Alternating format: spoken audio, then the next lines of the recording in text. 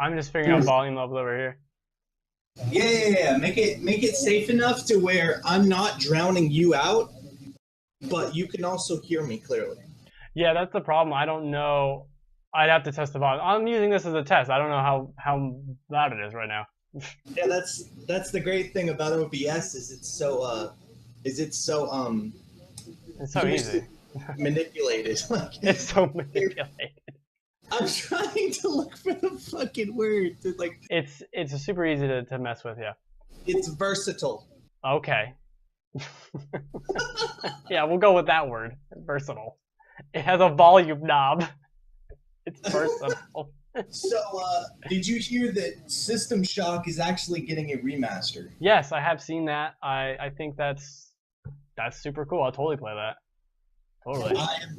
I am one of the original System Shock players. I've played System Shock 1 and 2. But I'm personally really excited because going back from that era of graphics, like almost like a marathon type graphic to what it is today, I'm really excited. Yeah, that's definitely the biggest. I mean, even with the BioShock from 10 years ago to now, it looks so much better. It's kind of incredible how games have come in 20 years. I mean, look at like Metal Gear Solid 1 to 5. It's crazy. Crazy stuff. Not that graphics are everything, but it is nice. It is nice to have some modern sensibilities. That's cool. I'll tell you what, man. If they don't save Metal Gear Solid, that series is gonna burn to the ground soon. It's already burnt to the ground. It's already burned to the ground. But this whole Metal Gear Survive thing, though, like what? You should have seen I had that on my show the other week when they talked about it. I 100% believe if Kojima had come out at Sony's wherever and he was still with Konami and he revealed this, people would have liked it. People would have 100% liked this game. They're just being a bunch of whiny babies now. Just don't play the game then. If you don't want to play this game, don't buy the game. You already said fuck Konami, and now you're coming around and being like, oh well, no, I don't want it. You already didn't want it. You already didn't want it. Just go away then. If you don't want it, go away. Tell them, send them a message by not buying the game. Done. End of statement. My thing isn't fuck Konami. It's more so like what they did to Kojima was wrong, yes, but they're a game company all the same. I mean, look what Cliff Bleszinski did to Epic. Look what Peter Molyneux did to Lion Studios. It's stuff like that. But it's like you also have to think that Konami, as a game studio, must go on to make profit aside from the pachinko machines. So they're gonna have something else coming out, regardless if it's a spin-off or not. Yeah, I think it makes sense for them to just use that Fox engine and re-release all the games. I don't know why they don't just do that. It's all existing. Everyone already likes it. You could just do that for the next 10 years and people will be 100% fine with it. And since they put all that work into MGS3 on that pachinko machine, why wouldn't you? Why wouldn't you just go the extra mile and just have the game? You have all the mechanics. You have it all done. You have to have some people from Kojima's team left who know the engine and know how to work it. Exactly. But look at what Kojima's done on his own already. Like his first freaking year as an independent game developer, and he's making Death Stranding for PlayStation exclusive. Whoa. Yeah, it's pretty cool. I mean, that game's like 4 years away at best or something, but that'll be great. It's nice to see him do something that's not Metal Gear, because he's long been like, this is the last Metal Gear, and I guess we're gonna do this one, and then we're gonna do this one, and like, right. Oh my god. Like it's gonna take a while, but the fact that Norman Reedus is already on board for the project and they already have a trailer out there is pretty impressive to me. What they've showed for months of development, even though it's a trailer and whatever, that's super impressive, super good. I mean, it's Kojima. He does some cool stuff. Like, there's a reason why he has this following, and that's why. I don't know where he gets all these ideas, but did you know that they had an original Metal Gear project? This independent company had a fan project for Metal Gear, and it was going to be a fully refledged Unreal Engine 4 freaking remake of the original Metal Gear. and Konami shut it down. Oh, I think, yeah, that was like a couple months ago or something. It wasn't super recently. I do kind of remember that. Back in February. February, yeah, that sounds about right. Well, they have to shut it down. If Konami doesn't shut it down, it sets a precedent that they're not enforcing their copyright. It's the same reason why Nintendo shuts down No Mario Sky or whatever. It's the same exact reason. You have to. You have to. Right. Go ahead. No, you go. I just have to mute myself because you come through my speakers. I need to get headphones. Yeah, it's okay. So most importantly, the thing that Konami needs to understand is they need to focus on what they have currently in their library. Like for the IPs that they have, like Castlevania and Silent Hill, if they bring those back, Konami has a fighting chance to stay as a game developer for fans specifically, because not everyone is like, fuck Konami. They still have stuff under their sleeves. It seems like they don't want to. I actually did this. I went to E3, what was it, 2013 or 14, I think?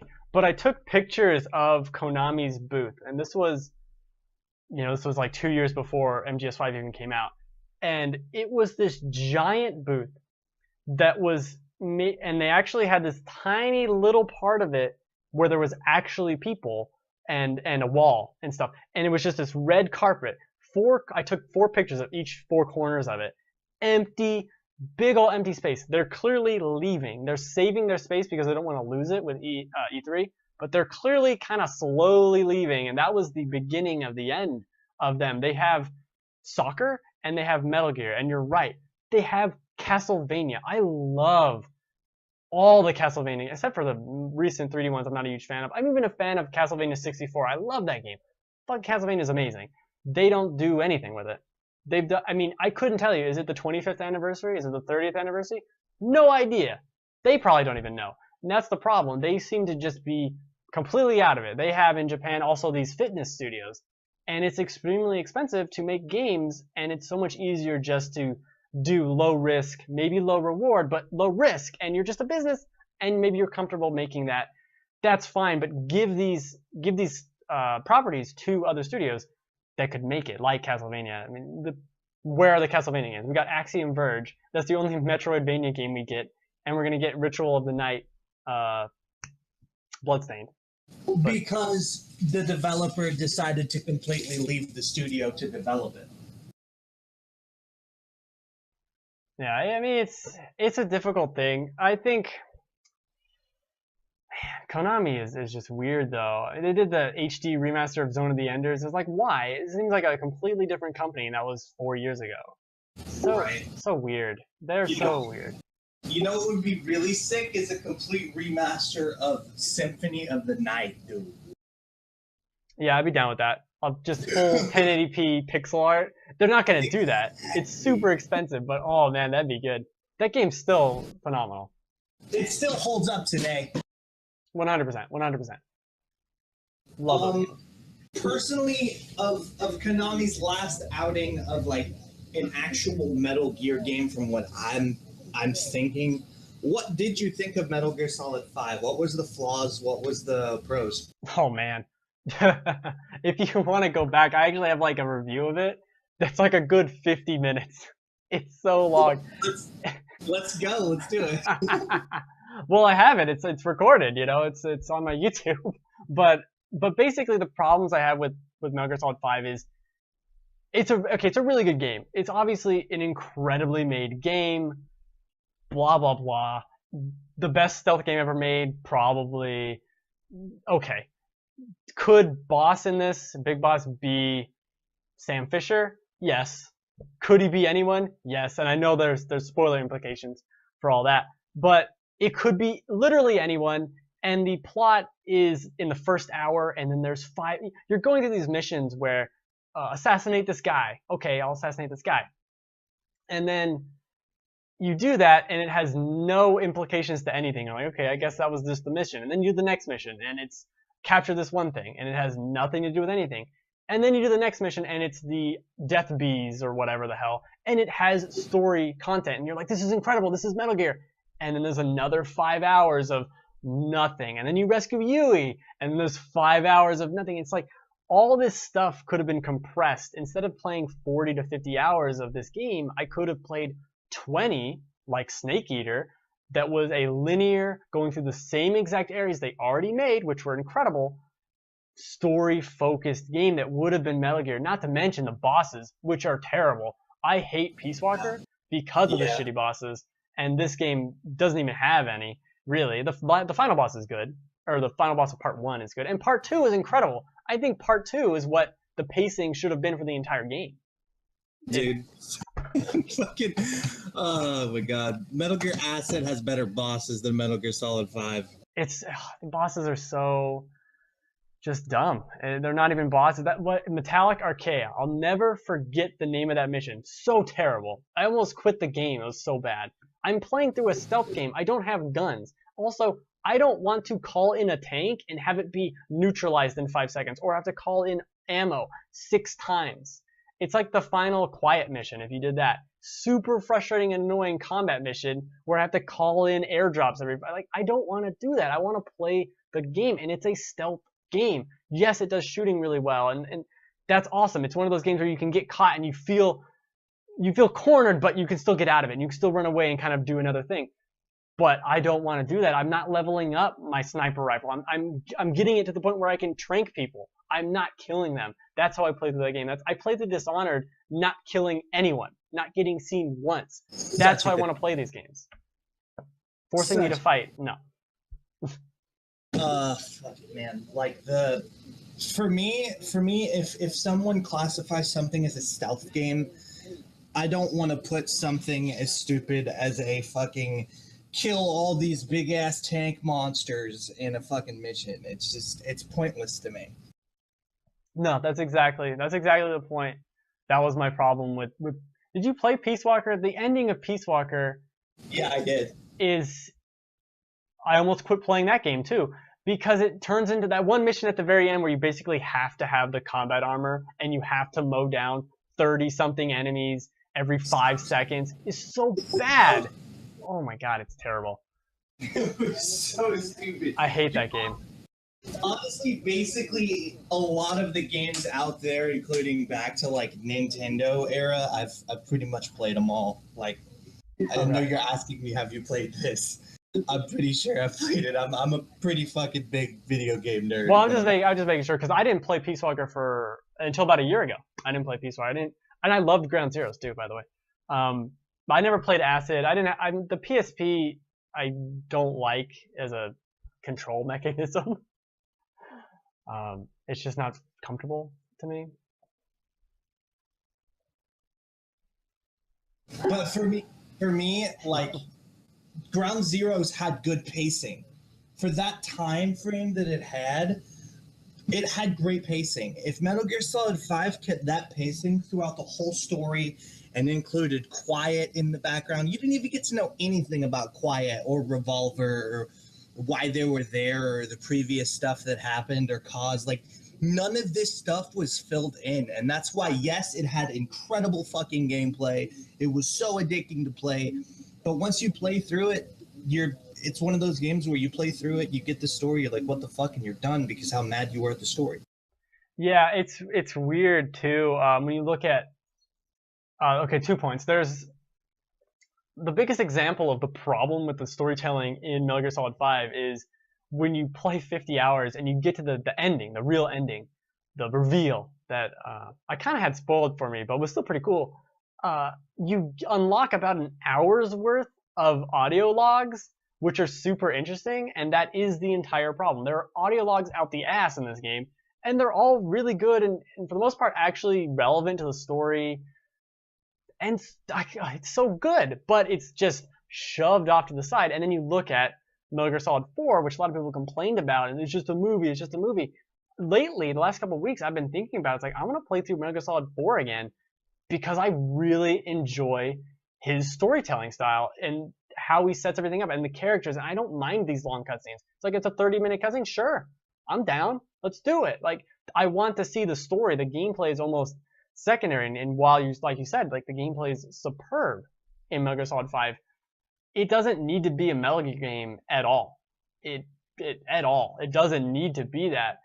And I that, 100% agree. yeah, it's cool. Like, it's great that it is him and it's Big Boss. Well, it's great that it is Big Boss, wink, but it doesn't need to be him at all. It doesn't need to have Revolver as much as a fan favorite. Like, he's there to be fan favorite man. Like, that's cool, but Okay, my question to you is, looking at it from a series veteran point of view, playing through all the Metal Gear games, if you look through it and actually play Metal Gear Solid 5, do any of the characters like Ocelot or Snake or Big Boss or Kaz actually really seem like they're that character from the previous games?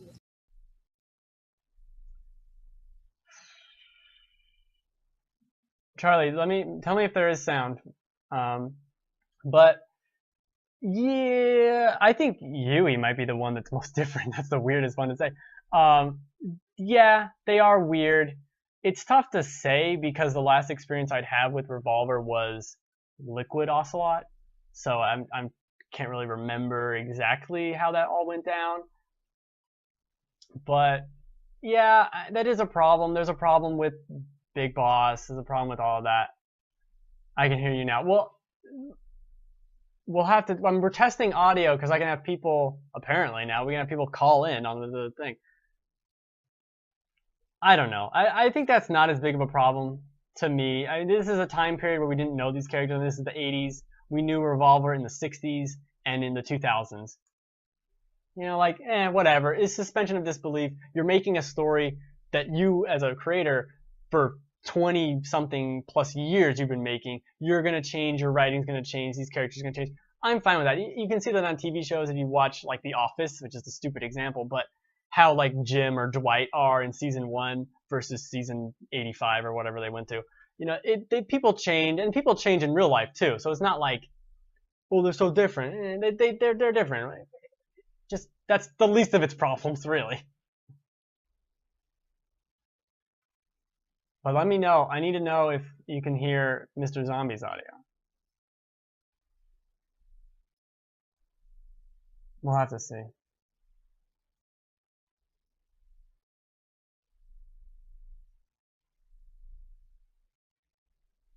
Hopefully they release the Last of Us 2 will happen.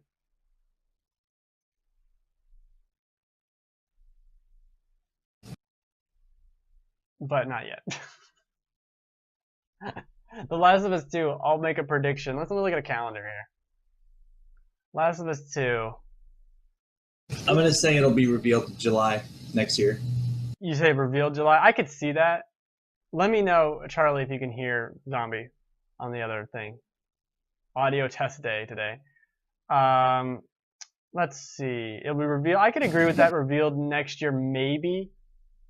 It's either revealed next year or the year after for sure. At some point in the next year and a half, we'll know. I would say it gets released 2019 fall or 2020 springy. I could see 2020 springy. It's years away. It's years away. Since they combined their studios, they don't have 2 studios anymore working on 2 different things at the same time. And they haven't even done the DLC for 4. Yeah, it's years away. Oh yeah, definitely the Last of Us 2 is definitely years away. However, hinting at like the stuff from Uncharted, people have done all sorts of research to find out what that pregnant chick was and who she was and how that has to do with the story, because that was actually unveiled in Uncharted 4, which is why I think Naughty Dog is kind of hinting that they're making The Last of Us 2, which to me gives me suspicion to think it's either going to be next year or the year after. Nothing further that they're going to reveal Last of Us 2. Yeah, no, that makes sense for the reveal and all that, but the game is just... I know Uncharted 4 had a little bit of a rocky thing, development for... What was it, delayed a good year maybe out from when they wanted it. Yeah. Yeah, so... And that took forever, and it's an incredible game. I'm not even a big fan of Uncharted. I think 1 through 3 are fine. They're good. They're really good at parts and really frustrating at parts. But 4, I loved it. And part of the reason we go back to Fallout is that it had the respect for you as a player. I want the story part, now I want the action part. Like it had it sectioned off its food like a crazy person, but that worked really well for it. And The Last of Us, and think about the dev cycle for 4. The Last of Us is going to need at least that. They probably pre-pro for it. If it's revealed next year, yeah, we're going to see a teaser thing. We're going to see, like seeing what we saw for Days Gone, we will not see as much for The Last of Us 2 next year. I don't believe it. I think we'll see a title, and that's pretty much it. Like a title, some talking background, yada yada, boom, done. That's pretty much exactly what they did for Uncharted 4 as well, with the whole dark Drake in the forest, and then it's like the water. Yeah, gotcha. That's personally what I think. What do you think about Days Gone, man? I like it. It was funny too because they first showed Days Gone, and then they end their press conference with Days Gone again, and for a good couple of minutes, I'm like, they're just gonna say this is The Last of Us 2, aren't they? Like this is totally, they're just gonna reveal. Oh no, just kidding. It's The Last of Us 2, which that would have been incredible though. Like think of that, how incredible that would have been. Now obviously they probably wouldn't have given that to Ben to do, but that would have been awesome. I think the game looks fun. It looks good. I don't know. It remains to be seen. I'm still not convinced on like Horizon. I'm convinced it'll be good, but like super good, I don't know. I'm still hesitant on that. So my phone's going off over there. It remains to be seen. Right. So I'm kind of a fan of like the whole like War Z premise, like the way you have zombies stack on each other and how it's like a race to the end, and how the guy gets like in the PS4 demo, how he basically kicks off the guy and he freaking gets eaten by a bunch of zombies, and they're just like freaking piling up like the War Z type stuff, building walls with each other. And it's like, I wonder how that in particular is going to factor into gameplay. Like, are you going to strategically be able to lure a zombie onto a bridge to make it fall to where all the other zombies go? Like, that is something that is going to be really crucial to Days Gone, and to make it better is strategic use of the massive zombies. Yeah, real quickly, yes, I'm a big Harry Potter fan. This is my Harry Potter shirt. But yeah, so with Days Gone, I think they showed behind closed doors at E3 and they kind of mentioned this, where that section they showed in the demo, you could go there during the day and set up traps, kind of what you're saying. And I love that idea. One of my biggest, speaking about BioShock, my biggest problems with BioShock 1 was that I would have liked the idea of an open, not necessarily open world, but where I could set traps more easily. And like in BioShock 2, where you're defending these parts against the big sisters, I love those parts because you're setting off mines and you're putting all these tripwires and you're preparing. That was incredible. I like that. I like defending the. It's the same idea as like the Horde mode in Gears or something. But that's what Days Gone kind of is. But when you make it an open world game where you get on your little motorcycle and you putt away, how is that going to work in the grand scheme of things? And a lot of problems with previews or with PR is that they'll say like, yeah, you can do this. Yeah, you can do this. And I'm like, yeah, you could, but is it going to be beneficial to the player to really do that? Is it better for me to just ride on my motorcycle and leave, or just wait for it to become day and do the mission? Like, it remains to be seen exactly. And especially after No Man's Sky, I think people learn their lesson. Don't believe everything you hear, and put your dreams back in your hat. Really. Right. I actually bought No Man's Sky day one, and I was just really excited to get into the world. And the funny thing is, after about 5 hours of play, I'm like, yeah, this is boring. See, that's funny too. I was super high. Obviously, when the trailer came out, the game's VGAs or whatever it was that year. It was like a weird year for it. It was awesome. It was a super impressive trailer, and I'm hyped for it. But then 3 years go by, and you finally play the game, and I wasn't paying super close attention until a couple weeks before it came out. I really enjoy the game. I played maybe close to 30 hours of it. I rather like it. It's super simple and kind of dumb, and you're just running around doing your own thing, and yeah, I turn on a podcast and I just float around and collect gold. Like I knew what it was. I knew that it wasn't going to be this MMO. I don't know why people thought, oh, we're going to be able to fly ships together. Like, how? They've never shown. Like, wouldn't they show that? Like, what? No, exactly. It's so weird. People's minds really, really like just shot to the moon. There's actually a really good discussion with. It wasn't even with any of the devs. It was with Danny O'Dwyer from.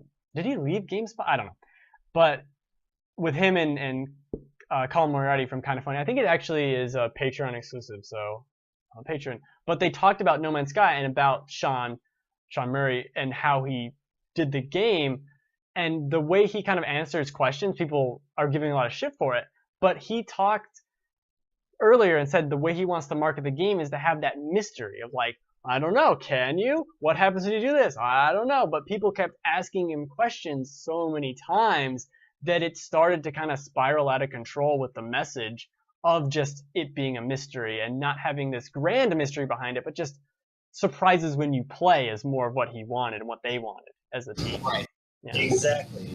Like not once did Sean Murray ever mention that this was a multiplayer game. He said it's strictly single player. If you meet somebody, he'd be like, oh my god, how the fuck? Yeah, that's the thing. People were saying like, he said multiplayer in it. And I'm like, what he said was, that's extremely rare. I'd be surprised. It's like, that's not really an answer. Exactly. Like the fact that on day one, 2 players actually got on the same planet with each other at the same exact time, at the same exact location, and didn't see each other basically proves that theory. Yeah, no, that's exactly it.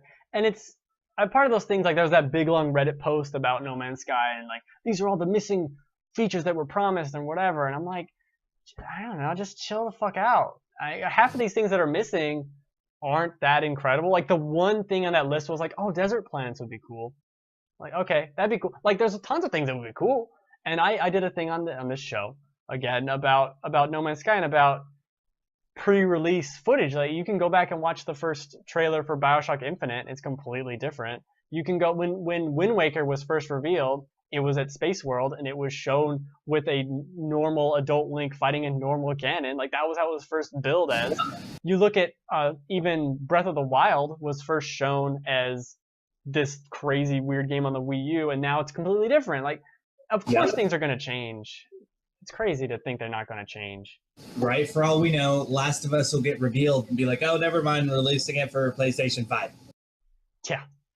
Yeah, I mean, at this point, with the way Pro and then with backwards compatibility, it probably will be on the 5, you know? Like, yeah, both of them. It's just a PlayStation game you buy, and then it plays on both. Who knows? But it could just be something like that. There's also, if you go back and watch the first trailer for, or not the first trailer, but some of the early gameplay for Mass Effect 1, and you could take control of your other squad mates, and you could like order them around and do things. Like, none of this is in the game, but no one seems to care or remember. Like, this happens with every game. Just chill out and take it as what it is, which is PR and hopes and dreams. And now, not everyone should be a Peter Molyneux, but and, you know, that's the extreme. That's the, you're gonna watch this tree grow for 50 years. Like, all right, weirdo, but you should temper your expectations.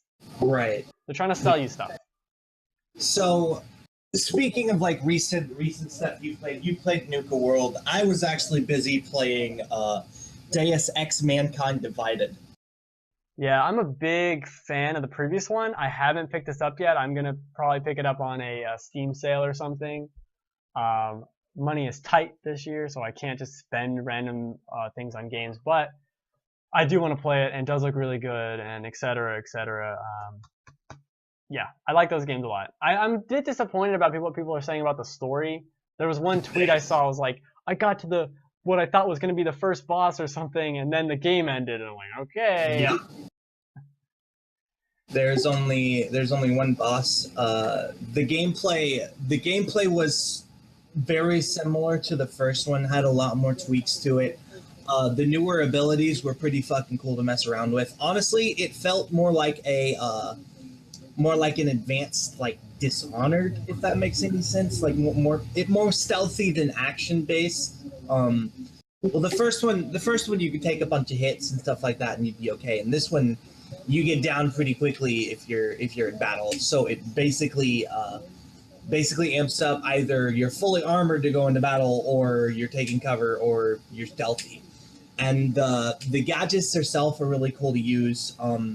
I got done with the story about 15 hours in. I felt the same way. I was like, that's it. But as far as like the story goes, yes, it fell a bit short, but the gameplay is just as addicting as it was in the first one. Honestly, the side quests too are really worth the pickup in itself. Okay, yeah, I was planning on picking it up for like $30 or something. Right. Yeah, it seems definitely worth it. Same with like Dishonored 2, which I don't think shows very well at conferences, especially with how I play not getting seen. They're like, look at this thing you could do. I'm like, I legitimately, you could say any of these moves you can do are new because I have never used them. I'm just blinking around. But yeah, that's another game I want to get. That's $30, perfect. You can get that.